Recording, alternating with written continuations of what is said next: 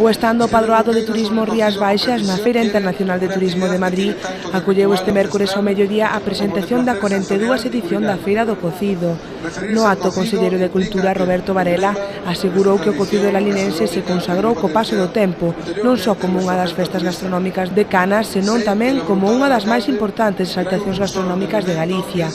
Pola súa banda, o alcalde Xosé Crespo explicou que a celebración do Congreso Europeo dos Cocidos do Camiño será este ano a guinda do pastel que representa a Feira do Cocido para a promoción do Concello e un novo grao de area para continuar erguendo o proxecto para o sector turístico se converta na terceira fonte de ingresos para a economía lalinense. A presentación tamén asistiron o presidente da Deputación Provincial de Pontevedra, Rafael Louzán, e diversos persoeiros relacionados coa sociedade lalinense e membros da encomenda do Cocido como Jesús Rey, Andrés Ramos, Manuel Domínguez Limeres, Carlos Lalín, Manuel Seixas e Rafael Abeledo, así como exfutbolistas como Francisco Bullo ou Agustín Rodríguez.